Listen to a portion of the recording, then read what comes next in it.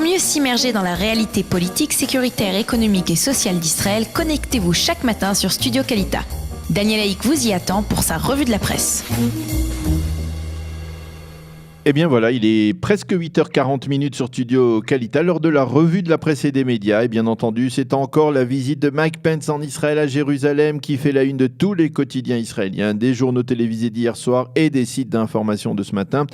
Et une fois n'est pas coutume, les deux quotidiens israéliens rivaux ou les deux quotidiens ennemis, le Israël Hayom et le Yediot Ahronoth, publient ce matin quasiment le même titre en une, un extrait du discours du vice-président américain hier à la Knesset qui mentionne « L'ambassade des États-Unis s'installera à Jérusalem d'ici la fin de 2019, c'est-à-dire dans moins de 2 ans. Les Shana Abba Beshagrirut Birushalayim » titre ce matin le Israël Hayom, l'année prochaine avec une ambassade américaine à Jérusalem. Donc titre le journal Le Quotidien gratuit qui nous montre d'abord une grande photo de Mike Pence à la tribune du Parlement israélien et ensuite une petite caricature que l'on peut retrouver plus grande dans les pages intérieures ou dans les pages éditoriales de ce journal. Une caricature du vice-président américain dans la même posture, donc hier à la tribune de la Knesset, mais avec le fameux portrait de Theodor Herzl qui, vous le savez, est situé sur le mur près de cette tribune de l'hémicycle du Parlement israélien. Et l'on voit le fondateur du sionisme moderne, dont nous venons de parler avec Eliana Gurfinkel, faire un waouh pour exprimer son impression et son admiration après le discours ultra pro-israélien et pro-sioniste prononcé par Mike Pence hier donc à la tribune de la Knesset. Le Yediot Ahronoth, lui, nous montre les deux couples Pence et Netanyahou réunis hier soir pour un dîner intime à la résidence du Premier ministre à Jérusalem, et le journal lui cite la bracha, la bénédiction de Shehechianu que Mike Pence a récité tant bien que mal à la tribune de la Knesset. Ce n'est pas facile de prononcer cette bénédiction pour celui qui ne pratique pas l'hébreu. Donc Mike Pence qui a prononcé cette bénédiction durant son discours. Les journaux reviennent sur les principales étapes de la journée d'hier, la rencontre avec Binyamin Netanyahou à la présidence du Conseil après une brève cérémonie d'accueil, une rencontre avec le vice-président américain et le Premier ministre au cours de laquelle on a parlé de Jérusalem, du processus de paix et de la menace iranienne. Et puis bien entendu le discours à la Knesset avec une mention spéciale pour le boycott des députés arabes israéliens et donc enfin le dîner intime entre les deux couples à la résidence du Premier ministre. Et Shlomo Pietrokowski, c'est avec lui que nous ouvrons les pages des éditorialistes israéliens. Ils sont nombreux ce matin à réagir à ce discours. Shlomo Pietrokowski affirme ce matin dans le Yediot Ahronoth qu'en tant qu'Israélien, eh bien, il est permis d'être ému par cette journée, surtout par le discours du vice-président américain à la Knesset.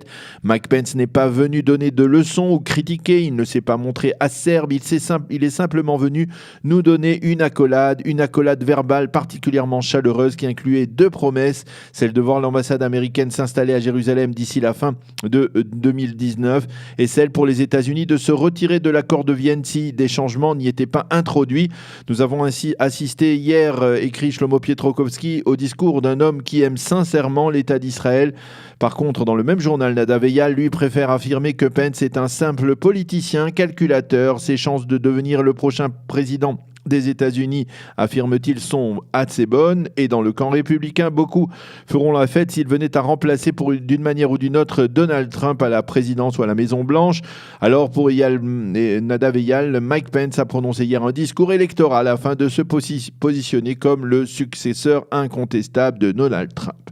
Dans le Maariv, Woody Segal, l'ancien correspondant politique de la seconde chaîne de télévision, explique que le vice-président américain n'a pas seulement donné hier une accolade chaleureuse aux Israéliens, il n'a pas seulement prononcé un véritable discours sioniste, il a également, dans son intervention, tracé la voie à suivre pour relancer le processus de paix en mentionnant en particulier le fameux principe de 2 États pour 2 peuples.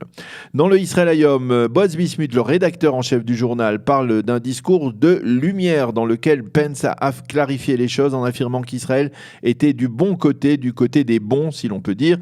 Pour Bismuth, Mike Pence a prononcé hier le discours le plus pro-israélien jamais prononcé par un leader américain. En citant la bracha de Shehechianu, Pence n'a fait que nous devancer d'une seconde, car nous aussi, en assistant à ce discours, eh bien, c'est exactement ce que nous avons eu envie de faire, écrit donc Boaz Bismuth dans le Israël Hayom. Pour Avraham Ben-Tzvi, l'expert dans les relations israélo-américaines du Israel Hayom, le discours de Pence est le reflet des relations d'affection sur l'axe américano-israélien. Amnon Lord, lui, a choisi de commenter, toujours à la une du Israel Hayom, l'attitude qu'il juge honteuse des députés arabes israéliens qui ont brandi des pancartes sur lesquelles on pouvait lire « Jérusalem, capitale de l'État de Palestine » avant d'être exclus manu militari de l'hémicycle par les huissiers de la Knesset. Leur mauvais spectacle hier au début du discours de Mike Pence n'est pas l'expression d'une démocratie dynamique.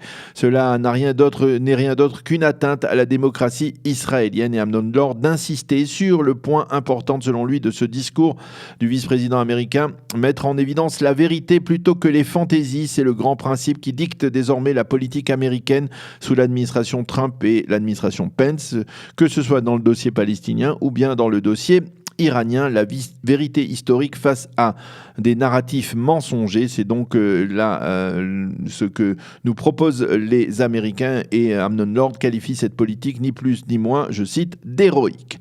Quant au professeur Eyal Zisser, il explique qu'en refusant d'accueillir le vice-président américain et en préférant s'enfuir et se jeter dans les bras des Européens, Mahmoud Abbas ne fait que porter atteinte à son peuple. Une fois de plus, les dirigeants palestiniens se sont dérobés face à leurs responsabilités. Abbas n'a pas compris qu'en dehors des quelques mots d'encouragement et d'une accolade chaleureuse, il n'obtiendra rien des Européens, et en ces instants, les Palestiniens touche le fond du fond, tandis qu'Israël est au summum, écrit ce matin le professeur Eyal Zisser. Enfin, dans le Haaretz, Ravit Hert affirme que l'expulsion des députés arabes israéliens de l'hémicycle au début du discours de Pence est l'une des images les plus repoussantes, je la cite, que la démocratie israélienne a pu réaliser. Voilà donc ce que l'on pouvait lire, entre autres, ce matin dans la presse et les sites d'information sur cette visite, en précisant que ce matin, Mike Pence se rendra au mémorial du Yad Vashem. Il rencontrera le président israélien Reuven Rivlin à la présidence de l'État avant de se rendre donc au Kotel pour une visite importante et symbolique.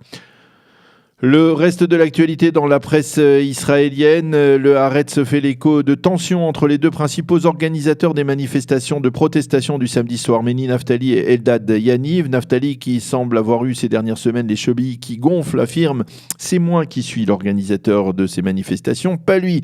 Naftali accuse Yaniv de vouloir profiter de ces manifestations pour promouvoir son agenda politique.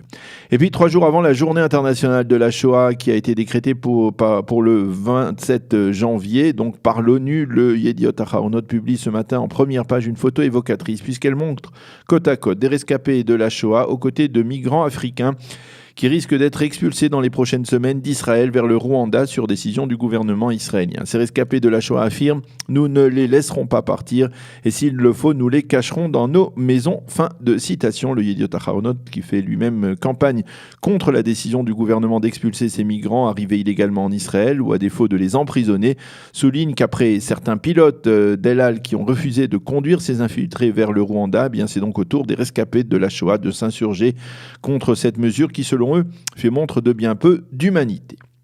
Le Israel Hayom se félicite dans ses pages économiques de l'excellente santé, selon lui, de l'économie israélienne. En perspective du Forum économique de Davos, Israël a été classé parmi les 30 économies nationales les plus fortes au monde. Le journal souligne que Binyamin Netanyahou et le ministre des Finances Moshe Kahlon, qui participeront en fin de semaine à ce sommet de Davos, pourront se frotter les mains et faire montre d'une certaine fierté, selon des économistes qui ont déterminé un nouvel indice qu'ils ont appelé l'indice général de développement économique. Israël est classé au 25e rang, derrière les États-Unis et le Japon, une place très honorable après des pays qui ont certainement moins de défis et moins de problèmes que l'État hébreu, comme les pays scandinaves, l'Australie, l'Irlande et l'Autriche. Et les dirigeants israéliens pourront également détailler à Davos une donnée importante. La dette nationale israélienne se situe en deçà des 60% du produit national brut, avec une baisse de 3,1% au cours des 2 dernières années, ce qui est considéré comme extrêmement honorable. Voilà donc pour cette revue de la presse et des médias israéliens. Il est 8h48. Je pense que Lali Deré est en ligne. Nous allons faire passer un jingle et tout de suite après, nous serons avec Lali Deré pour parler justement des spécificités du système éducatif français et du système éducatif en Israël et de voir les manières de pouvoir concilier les deux pour les Olim Hadashim qui viennent ici en Israël. Pour Pour mieux s'immerger dans la réalité politique, sécuritaire, économique et sociale d'Israël, connectez-vous chaque matin sur Studio Kalita. Daniel Haïk vous y attend pour sa revue de la presse.